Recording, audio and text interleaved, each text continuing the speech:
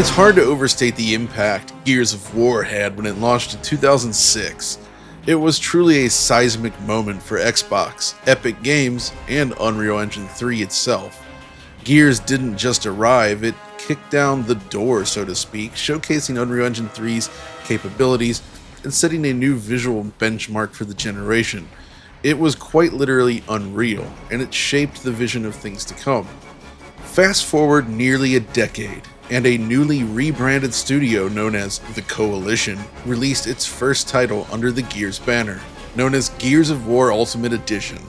Launched for Xbox One and the PC, it was a full visual overhaul of that original game. Much like Bluepoint's celebrated remakes, Ultimate Edition retains the core gameplay while completely revamping the graphics around it. Now, another decade later, the landscape has shifted dramatically. Microsoft has evolved into one of the largest third-party publishers in the world, bringing its games to more platforms than ever in the process, including, for the first time, a PlayStation. Enter Gears of War Reloaded, a release that not only marks the franchise's PlayStation debut, but also reimagines the 2015 Ultimate Edition with a slew of improvements in the presentation and performance. So at its core, Reloaded still runs on Unreal Engine 3, but as Coalition Technical Director Kate Rayner shared with me, the engine has evolved into a custom hybrid solution, integrating a suite of modern features along the way. Among them, a hybrid deferred renderer along with per-pixel motion vectors, enabling more accurate post-processing effects such as motion blur and things like screen space reflections. The difference can be observed here when comparing the original Xbox One version of Ultimate Edition. Notice how the water is lacking any sort of accurate reflections in that version. You can see it again here as you're walking through the slums. The reflections of the light add a really nice touch to the new version. Or in this area, looking across the water, there's basically no reflections at all in the 2015 release. It's a nice touch, I think. Another key benefit is the ability to use modern upscaling techniques such as FSR, DLSS, and PSSR, which dramatically enhance image quality and stability. The original release does not have any sort of TAA, so there's plenty of shimmering and noise in the image. That said, PC players still have the flexibility to use FXAA if they desire, or you can even disable anti-aliasing entirely. One particularly fascinating detail though, UE3 was never really officially supported on PlayStation 5. To make Reloaded work, the team had to begin with early, unofficial UE3 PS4 code and used it as a foundation to build out a native PS5 implementation. It's the Coalition's first PS5 project after all, so it's interesting to hear about the lengths they had to go to. Another standout feature made possible by engine changes is support for native HDR rendering.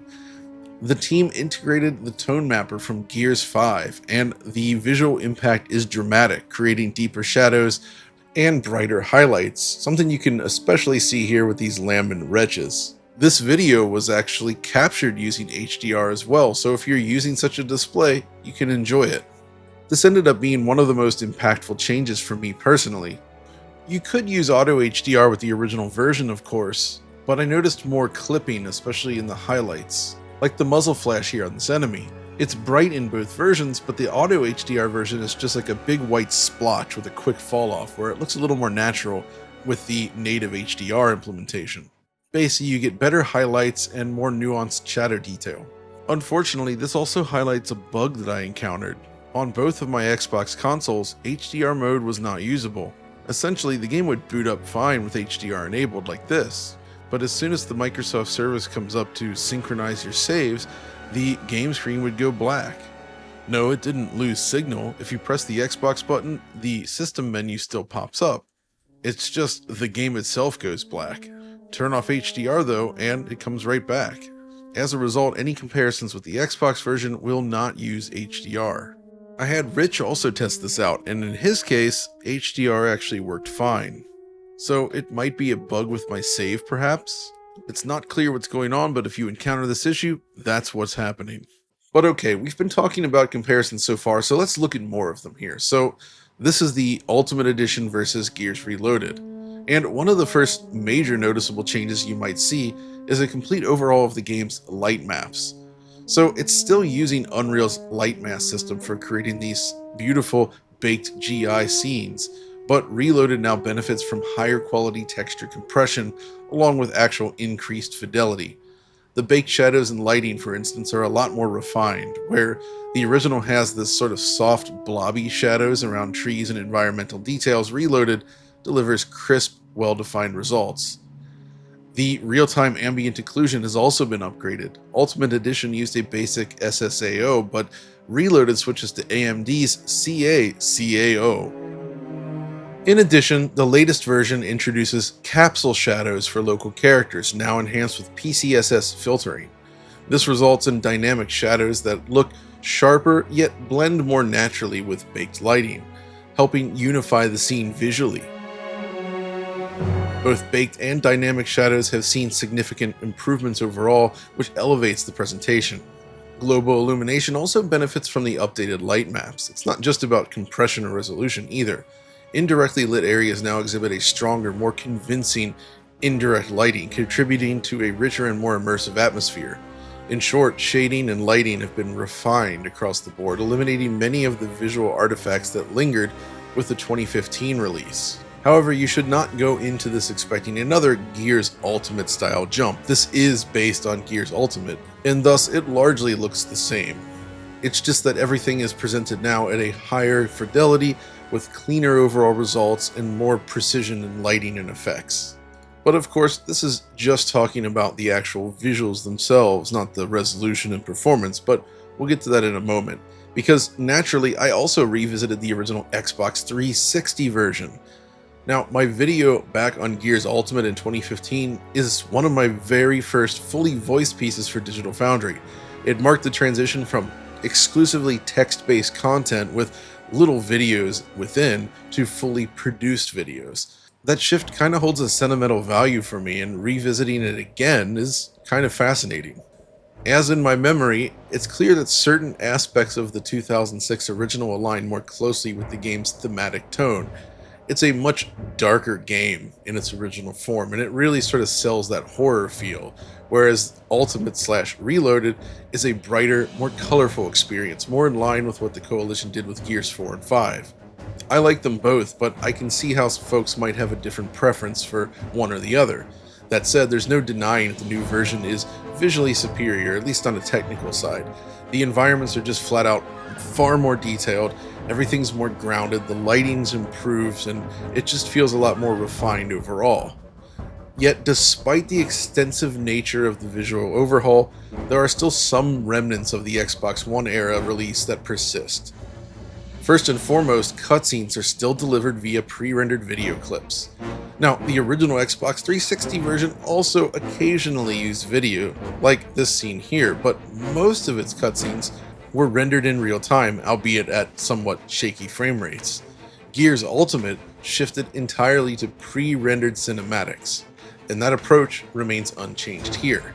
But that doesn't mean there haven't been improvements. The team has re-rendered all the cinematics at an internal resolution of 8K with downsampling, then recompressing them. This results in cleaner visuals that also happen to incorporate the same visual enhancements that we see during the real-time gameplay. But annoyingly, unlike something like The Last of Us Remastered, which redid all the cutscenes at 60 FPS, these are still presented at 30 FPS, and artifacts are still visible. Shit. I actually asked about the specific reasoning here, given that later Coalition titles all used real-time cutscenes, right? Basically, Kate explained that it would have required significant rewrites to this older engine's sequencing and rendering systems to support running the cinematics that they had created in real time, and it just wasn't possible within the scope of this remaster. Disappointing, but understandable. Another minor gripe involves sort of environmental effects. For instance, Chapter 3's rain. The original scene is meant to depict a storm-lashed environment, but in both Ultimate and Reloaded, these angled white droplets are kind of flat and underwhelming. They basically switch to more of a particle-generated rain system, but it feels more like a light drizzle.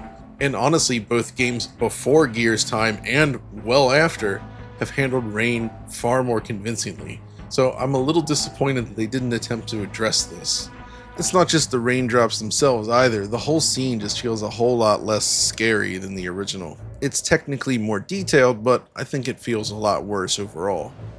I felt similarly about the Krill Swarm in Chapter 2. It's just less impactful in the remaster compared to the original 360 version, where it has more visual weight and menace. Just look at the way they sort of swarm around the screen with that sort of motion blur effects and the darkness that it brings to the scene. It's absolutely stunning, especially in 2006. And it still looks okay in the new version, but it doesn't feel the same. There's other small nitpicks here and there as well, but overall, I do still think the visual presentation here is solid and holds up surprisingly well in 2025. But of course, this is the first time that Gears has been truly multi-platform in the traditional console sense, right? It supports Xbox Series X and S, PlayStation 5 Professional, and of course, the PC, both through the Windows Store and now through Steam. Each console offers different performance options too, including a standard 60 FPS mode, the default, and an unlocked 120 frames per second mode. Now Xbox Series X and the base PS5 both default to 1440p internal resolution upscaled to 4K using FSR 3.1.3, targeting 60 FPS of course. If you jump up to 120, the input resolution drops to 1080p instead, but otherwise offers the same visual experience. Xbox Series S runs at 1080p 60 by default, upscaled to 1440p via FSR, so it is a bit sharper and cleaner looking than the Xbox One version. The 120Hz mode, however, drops all the way down to 720p. But honestly, it's not too bad. PS5 Pro, though, delivers the best results bar none. The 60 FPS mode now runs at 1620p, upscaled to 4K, while 120Hz maintains the 1440p of the other console's 60 FPS mode. But the real kicker here is that they switched to PSSR over FSR. And while PSSR results have often been mixed, they're really good here and significantly better than FSR 3. So it's a case where this combination of a slightly higher pixel count in addition to PSSR produces a significantly better overall image on the PS5 Pro, making it easily the best of the bunch when talking about consoles. All this is to say that the console versions look sharp and attractive. Even the lower resolution Series S is surprisingly good. It holds up very well. Now naturally the PC version can be pushed even further this time with support for additional upscalers including DLSS. The PC version also supports ultra-wide monitors correctly, though weirdly the camera seems to shift up a bit when engaged, so you kind of cut off Marcus at the waist. In the original Windows Store version as well, my monitor's 5120 by 2160 mode was not supported, but it does work in the new Steam version. The real PC improvements though stem from performance, but before we talk about PC, I want to talk about the consoles, because there are some interesting results here. First and foremost, there's the console 60 FPS modes, and this one is thankfully simple and clean. The game runs at 60 frames per second, and that's that. While edge cases are always possible, and I can't guarantee 100% locking to 60, I was unable to find any drops at all on any of the consoles. Given its roots and the fact that FPS boost already existed for the original release, it's not exactly surprising, but it's nice to confirm that you do get a super stable 60. Where it gets interesting though is with the 120Hz mode. You see, there's really a couple things going on here. So firstly, the performance in this mode ranges from roughly 70 to 120 FPS on all four machines, but there is some variation here.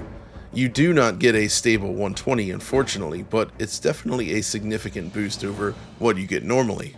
PS5 Pro, for instance, outperforms the base PS5 in many scenes, leading to a more consistent experience all around, in addition to that higher resolution.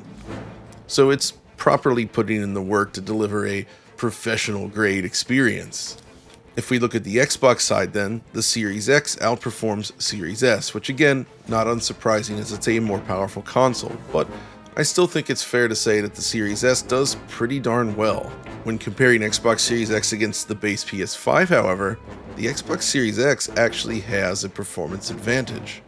These two machines are using the same settings in this mode, so it becomes an interesting example to show how Xbox can outperform PS5 in the same situations, which is certainly not always the case. So it would be easy to recommend this mode to all players if you have a capable screen, right? But alas, there seems to be an issue with this version that we played for the video. Essentially, on Xbox, VRR does not currently behave correctly.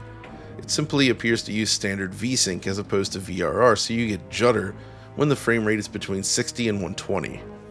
Clearly, this is unintended and it should be fixed, but it's something to note if you're jumping in at launch. VRR in Xbox is handled at the system level after all, but the results here behave like normal VSync, even if the TV indicates that VRR is enabled. Weirdly enough, the system that usually struggles with VRR actually does a great job here. The two PS5 machines run with VRR exactly as intended, without any of the VSync judder that we see on Xbox. So in its current form, I would suggest using the 60 FPS cap if you're playing on Xbox consoles, at least until they fix the VRR mode. The other remaining mode though is this energy saving option, which exists on all the consoles. It's not the special PS5 firmware based energy savings either, rather it simply implements a 30 FPS cap or a 60 FPS cap with lower fidelity. And sure enough, it does indeed slightly reduce the overall energy footprint of the console. But now let's shift over to the PC briefly here, because there are some major performance improvements as well. So Alex talked about the original Gears of War Ultimate last year and basically noted that the game was horribly CPU limited. Looking in one direction could effectively halve your frame rate, resulting in poor consistency when playing above 60 FPS. I'm happy to report then that this has been completely fixed, and those same scenarios now show much lower average CPU utilization. The game basically runs a lot better now without those wild inconsistencies, making it a great choice for modern PC gamers who want to play at high refresh rates. The PC version is also Steam Deck verified, I should note, and delivers a great experience on the go. Same deal for the upcoming ROG Ally X, where it has special profiles. So while there are a few quibbles at the moment, the overall experience is impressively polished on all machines. With that said then, what about the game itself? While Gears of War really was an important game for the industry back in 2006, it had a strong impact on both technology and game design that can still be felt to this day. But it is still ultimately a product of 2006, and the game logic and basic flow of everything is directly tied into this. The AI, for instance, is nothing to write home about, and you'll encounter some wonky behavior from time to time. There's also limitations like this, such as when the crew is talking amongst themselves within the gameplay engine, you'll note that mouths do not move. You got a plan, let's hear it. I know somebody who lives out here. He's got a vehicle. It's a piece of crap junker, but it runs. There's tons of small little details like this that are ultimately not a big deal, but it is worth mentioning. Still, overall, I was reminded of how well crafted each section of the campaign is. You can really feel that Resident Evil 4 influence that the game had with the constant shifting of mechanics and ideas.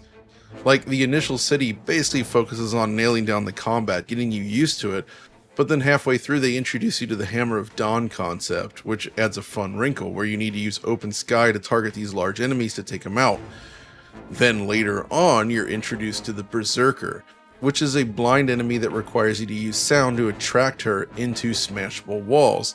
Here you then need to figure out how to get her out into the open so you can use the Hammer of Dawn again. Cool stuff.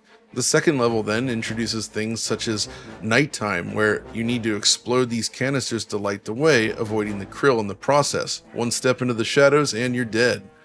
You also use a spotlight at some point and various other things, including a driving sequence.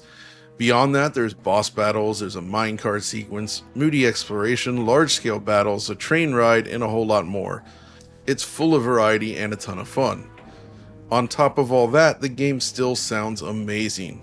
The voice acting is on point, sound effects punchy, and most importantly, Kevin Riepel's soundtrack is still tremendous, with a great mix of battle music and exploration tracks. Take a listen.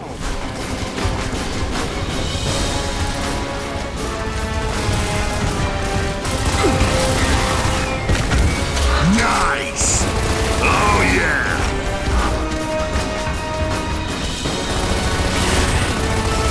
Next!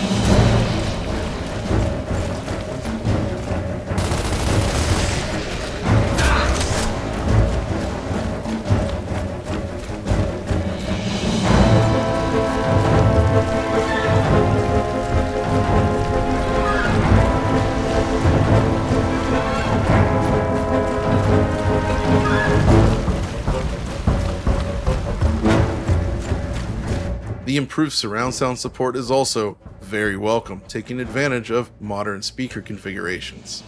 So while I would have preferred a similar treatment for Gears 2 and 3, I can at least say that this is still an excellent package and one worth checking out whether you've played Gears 1 or not. It also makes a lot of sense to introduce this to new players, such as those on PlayStation, with the prequel coming up fairly soon, we hope. But that's going to do it for this video, so thanks for watching, and we'll see you next time.